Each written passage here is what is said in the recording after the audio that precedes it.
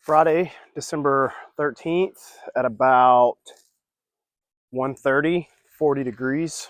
And as you can see, I'm out uh, adventuring, doing things that I like to do out in nature. And while I was out, I figured I'd take the opportunity to make a video about what you see here in the background. These cookers, campfire cookers, hiking cookers, camp cookers, whatever you want to call them. I want to do a little video about them. So you guys come along. Let me show you what I got. We'll start down here on this end with this one first. This is my newest cooker, and this is actually what prompted me to even want to make this video. So this cooker is the Striker Camp Chef. It's a 1 liter pot, so massive. But it comes with the JetBoil style heat ring, and it also comes with a stand that goes on the bottom of your fuel tank. This cooker is a 1 liter pot, like I said. This is usually a cooker that retails for what I've seen on Amazon anywhere between 70 and 100 bucks. And I picked this up at a consignment store, brand new in the box, for $29. The original intentions was, hey, this is a JetBoil style cooker. It should be more efficient than my other cookers here. Let me get it. Let me do some testing with it. Let me see how I like it on my pack. And so I have a hiking trip coming up in a couple weeks and plan on being on the trail for 4 or 5 days. I do plan to take it. So I wanted to do some testing with it against these other cookers that I've been using over the years to see how it does. All right, moving on to this middle setup. So as you've seen originally, I had this pot up here. We're just going to set that to the side for a second, and we're going to talk about this setup.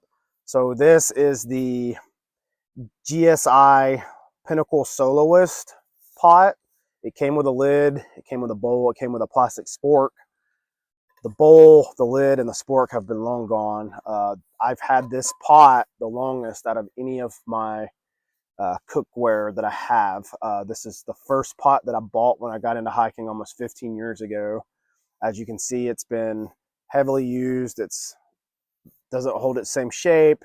I've used it by sitting it directly in a fire when I didn't have. The handle's been melted off. Usually this is rubber coated. Most of the stuff on the back is gone. It's been a very good pot. I can't let it go. I still use it to this day. The burner I've got here, I started when I bought this, I bought an MSR Pocket Rocket. The MSR Pocket Rocket did not last me. It failed me while I was out hiking. I ordered this $9 burner off of Amazon with an electric igniter. The igniter doesn't work anymore, but the burner itself still works. So I always carry matches or a lighter. And then this ISO is about the size can that I've moved to using when I hike. I don't mind carrying the little bit of extra weight for this size canister, and it will last me multiple trips. Later on in my hiking career, actually within the last probably 2 years, I ended up picking up this GSI Outdoors Glacier stainless. It's considered a minimalist pot. It is only 600 milliliters, just over 16 ounces. It's very light. It comes with a lid, and it also comes with the sleeve here that you can put on, like so. And then it comes with this handle here that whenever the pot is boiling and you need to remove it, you use this silicone to remove the pot. This setup here, like this with the lid and the titanium spoon, has been my go-to light to ultralight setup that I've been using. This works very well. This is the perfect size for cooking MREs, perfect size for a cup of coffee, perfect size for cooking oatmeal. So this has been my setup. It's worked well. I've not seen a reason to change it. A lot of people say go to a Jetboil, but a Jetboil, as you can see, is much larger. This only weighs like 12 ounces altogether. This weighs 1.4 pounds. So the option for me has been this. All right, so this is my last stove setup. This is an unbranded stove. I have a video on my YouTube from probably 3 years ago explaining how I came up with this stove. Basically, I did, long story short, I tested some hiking gear for a company, and this was one of the stoves they sent me. This is a direct replica of an Esbit though. So it works the same as an Esbit. As you can see, it collapses. It's very super light. It opens up to this or even further for larger pots. I usually keep it around here. It does burn solid fuel tabs. These solid fuel tabs burn around 1400 degrees for about 10 or 11 minutes. You place one out of the package, of course, on the center here, and then you light it and you place your pot on the stand like so. When I originally was testing this stove, I was using this pot. It worked well. I have since moved to using my stainless Glacier pot paired with this stove and this lid. This makes a very ultralight setup. It's like 6 ounces. I can put it in with my Hyperlight gear and get my pack weight down to something like 13, 14 pounds. You do have to buy bulk fuel tabs. I buy a box of 40 at a time. Usually it takes roughly 25 to 30 for the type of hiking I'm doing. Sometimes you have to use 2 tabs at breakfast. Sometimes you have to use 2 tabs at dinner, depending on what you're doing. If I cook oatmeal and I cook coffee, that takes 2 tabs, 1 tab for each thing. It's annoying. It's not efficient. It takes you a long time to make breakfast. It takes you a long time to make dinner. However, if you are chasing that ultralight setup, this is a very good option if you don't mind dealing with the inefficiency and carrying 30 or 40 of these. They stink. I have to double bag them. So there's positives and negatives to all of these cookers. And these are just the ones that I use. All right, for the next part of this video, I wanted to fire off each one of these cookers, set a stopwatch so that you can see how efficient each one boils a pot of water. So I didn't want to take my sleeve off of this pot. I just went and filled this one up. It holds 600 milliliters of water. That's what we're going to do for each one of these setups, is we're going to boil 600 milliliters of water. Again, that's, to me, that's the perfect amount of water for MREs, oatmeal, coffee, hot chocolate, whatever. 600 milliliters seems to be the ticket for me. So that's what we're gonna boil. And so we'll get this going. Start the timer. And now we'll go ahead and spoil it for y'all. I have done some time testing with this pot already. And one of the things that I found was adding the lid actually increases the amount of time it takes to boil a pot of water. So the timing that I've already done, or the testing that I've already done, was half a liter. Without a lid, it took 4 minutes. With a lid, it took just over 5 minutes. It was 5 minutes and like 12 seconds. So a minute and 12 seconds is minute for most people, but we're talking about boil times here and efficiency. So it's important to let everyone know that the lid actually increases the pressure on the inside of the pot, which then raises the temperature in which is needed to boil the water. So boiling without a lid actually boils faster. I've never used the lid in all of my years of hiking, and people have always gave me crap about it. Now I know that not using a lid, at least for the initial bowl, is the smartest decision. Now, if you're boiling something and then you're going to cook it for 6, 7, 8 minutes, say like a pack of noodles, having the lid on there will help keep the steam in there, will help cook the meal better. But just initially boiling water for coffee or for oatmeal or MRE, whatever, to purify it, do it without a lid.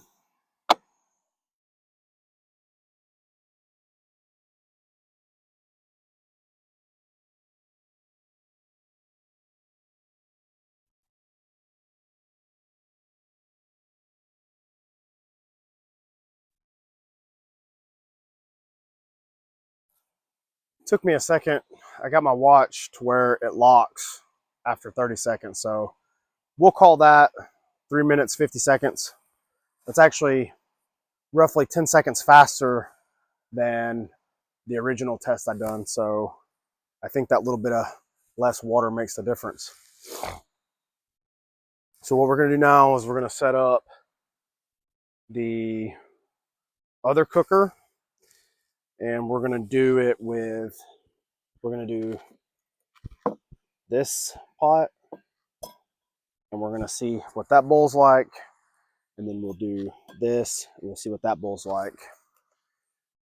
That pot over there, I still use it. It doesn't get used on hiking trips as much, so I'm going to leave that out of the equation. Excuse me, I'm going to leave that out of the equation in the testing. But the one control that the one thing that I can control is the water. So we're going to pour the boiling water out, and we're going to get fresh cold water out of the creek, and we're going to see what the next cooker does as far as boil time. All right, got 600 milliliters of water. You go ahead and get this stove started. Get the watch ready. Go ahead and reset the other time.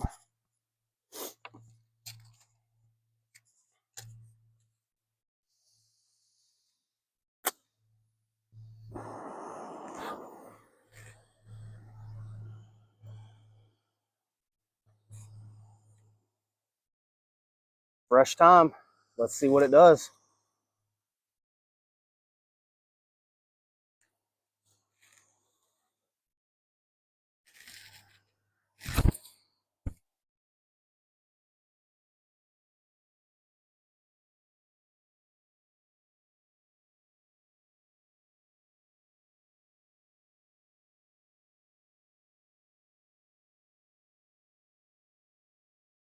Let's see. 6 minutes, 56 seconds to go from cold water to boiling.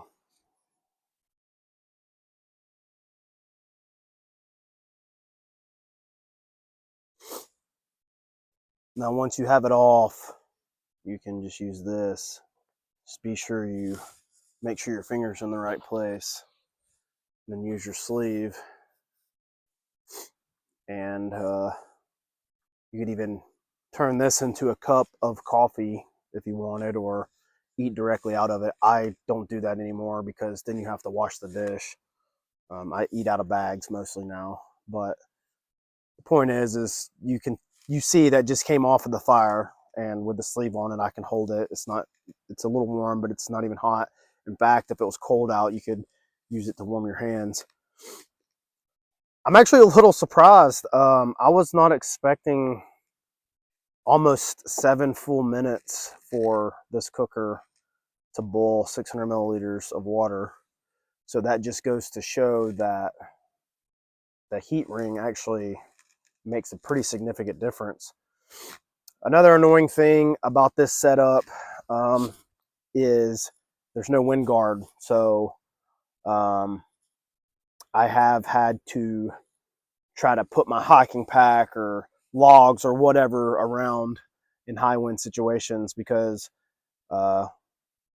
you can take something, that's already not efficient. 7 minutes to boil 600 milliliters really isn't that efficient, to be completely honest.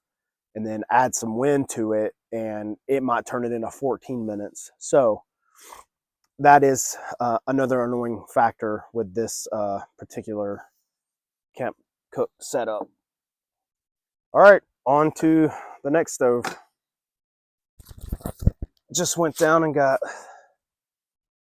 600 milliliters of fresh cold water out of the creek right over here. Let me reset this stopwatch back to 0. Now, this is a very annoying feature with this stove is you can't just leave it on wood. This is an open flame. It will burn the wood. So you need to put it on something that it's not going to burn. So you need to try to find a rock, or if you're around a fire pit or something like that at a shelter, you can use the rocks or just the solid ground if it's clear of leaves and such. And so, like I mentioned earlier, you'll just take your fuel tab and you will place it here and just wherever it sits. Sometimes it can be aggravating to light with the match. You have to do it with a lighter, but we're going to try.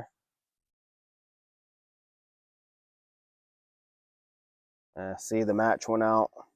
So we're just going to go ahead and put a lighter to it so we're not wasting a bunch of time.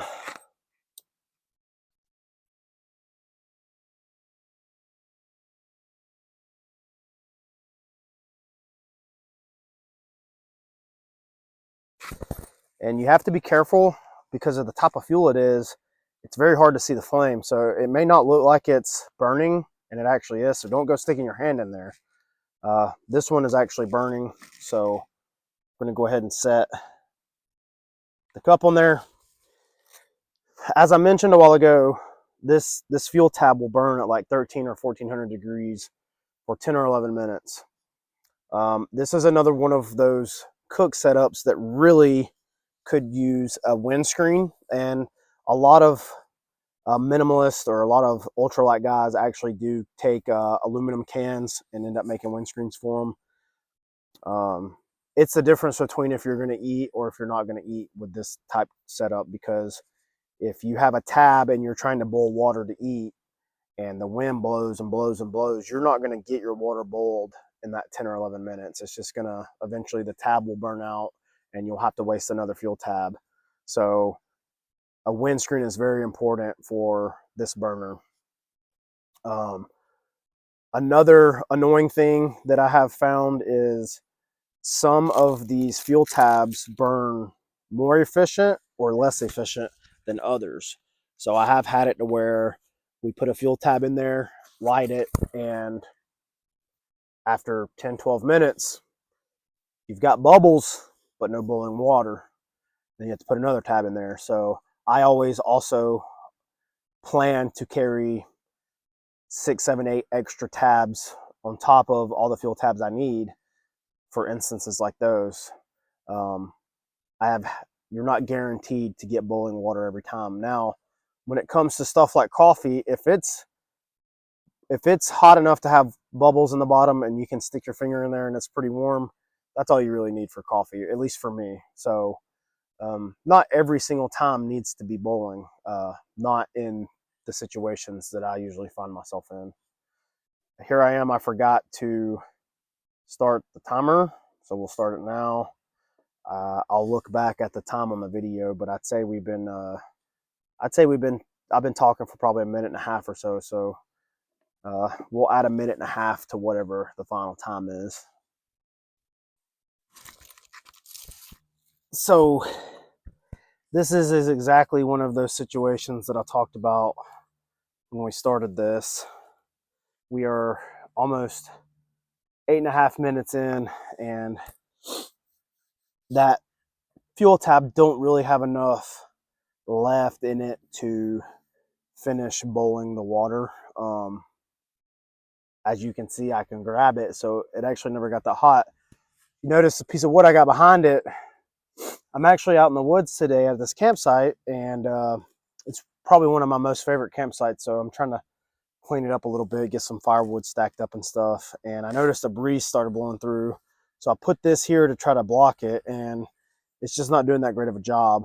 And so basically what that means for this test is this water's not going to boil. I mean, it's warm to the touch, but it's not enough to really get it to boil. And the water is barely lukewarm, so that's not a very good test.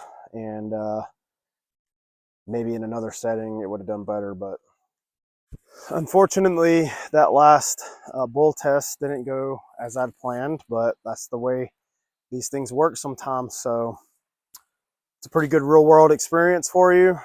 Things that I have experienced while out hiking, just like not being able to boil water. I've had to eat cold food before, so that's why that stove very rarely gets used anymore.